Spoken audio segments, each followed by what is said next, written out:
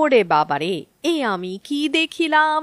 সাধে কি আর first day multiplex box office collection ৩৬ lakh ছাড়িয়ে গেছে। তার উপর সিনেপ্লেক্সে একদিনে শো ২৮ থেকে বেড়ে হয়ে গিয়েছে ৪৮। আর ওদিকে দর্শকদের চাপে বগুড়ার সিনেপ্লেক্সে রাত ১২টা থেকে চলছে তাণ্ডবের মিডনাইট শো। ইয়েস, এই ভিডিওতে আমরা জানবো সুপারহিট তাণ্ডবের রিভিউ। বাংলা কমার্শিয়াল মুভিতে এতদিন সুন্দর একটা গল্প মিসিং ছিল। সেদিক দিয়ে তাণ্ডবের গল্প কিন্তু চমৎকার। গুম, বিচার বহির্ভূত হত্যা বা আয়নাঘরকে কেন্দ্র করে একটা শক্তিশালী মেসেজ আছে এই গল্পে। ট্রেলার দেখে ফ্যানরা অলরেডি বুঝে ফেলেছে এটা একটা হস্টেজ ড্রামা। কিছুদিন আগে কলকাতার স্টার দেব টেক্কা নামে এমন একটা সিনেমা করেছিলেন, তবে তাণ্ডবের স্কেল বা বাজেট নেক্সট লেভেলের। অনেকে আবার এটাকে শাহরুখের জওয়ান থেকে ইন্সপায়ার্ড মনে করছেন, কিন্তু জওয়ানের সাথে এর কোনো মিলই নেই। তাণ্ডব পুরাই ওয়ান ম্যান শো ম্যান। আসলে শাকিব খান এখন তার ক্যারিয়ারের সেরা সময়টা পার করছেন। বিরাট কোহলির মতো নিজেই এখন তার আগের রেকর্ড ভাঙছেন। তাণ্ডবকে আসলে এক কথায় বলা যায় একটি Bangladeshi political action thriller. Live চলাকালীন হঠাৎ করে আক্রমণ হয় দেশ বাংলা টিভিতে। বানরের মুখোশ পরা একদল সন্ত্রাসী হামলা চালায় সেখানে, নিয়ন্ত্রণ নিয়ে নেয় টিভি স্টেশনের, গুলি করে সরকারের প্রভাবশালী একজন মন্ত্রীকে। কিন্তু কি তাদের উদ্দেশ্য? কেনই বা তাণ্ডব চালাচ্ছে তারা? এখানে শাকিব খানই মেইন ক্যারেক্টার।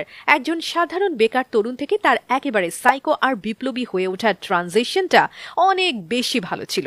এখানে সাবিলা নূর তার প্রেমিকা আর জয়া আহসান একজন সাংবাদিকের বিশেষ ভূমিকায় অভিনয় করেছেন।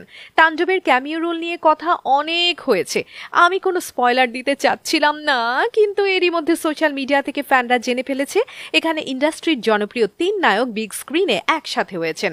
তার মানে সামনে আসতে যাচ্ছে আমাদের নিজস্ব সিনেমাটিক ইউনিভার্স, অনেকটা তামিল ইন্ডাস্ট্রির লোকেশ কানরাজের কাইথি, বিক্রম বা লিওর মতো। তাণ্ডবে ইনডোর সেটে শুটিং এর অংশই কিন্তু বেশি। আসলে শাকিব খানের মতো এমন মেগাস্টারকে নিয়ে এখন দেশের যে কোনো লোকেশনে কাজ করাটাই একটা বিশাল মাথা ব্যথা, কারণ তাকে জাস্ট একবার দেখার জন্য হাজার হাজার মানুষ চলে আসে। তাণ্ডবের ফ্ল্যাশব্যাকের একটা বড় অংশ শুট করা হয়েছে রাজশাহীর হাইটেক পার্কে। সেখানে শাকিব খানের বডিগার্ড ছিল ৭০ জন। এরপরও সেখান থেকে তার যে পরিমাণ ভিডিও ক্লিপ অনলাইনে ভাইরাল হয়েছে রে ভাই, তাতে মনে হচ্ছিল সিনেমাটা মনে হয় রিলসেই দেখা যাবে। আর ওদিকে সিনেমার ক্লাইম্যাক্স পার্টের একটা বড় অংশ আবার শুট করা হয়েছে শ্রীলঙ্কাতে। অলরাইট, লাস্ট 30 মিনিটসের গল্পের মোড় সবাইকে জাস্ট চমকে দিয়েছে ভাই। আর শেষ 30 মিনিটের টুইস্টগুলো পুরাই গেম চেঞ্জার। দুর্দান্ত সব ফাইটিং সিনে, ওয়ান টেক শট আর ফাটাফাটি ব্যাকগ্রাউন্ড মিউজিকে অ্যাকশন পার্টগুলো অন্য লেভেলে চলে গেছে। আগেই জানা গেছে এসব অ্যাকশন কোরিওগ্রাফি করার জন্য মুম্বাই থেকে উড়িয়ে আনা হয়েছিল সিংঘাম এগেইনের পুরো টিমকে। সিনেমার গানগুলোর মধ্যে লিচুর বাগানে ও টাইটেল ট্র্যাকটা শুনতে দারুণ ভালো লাগে।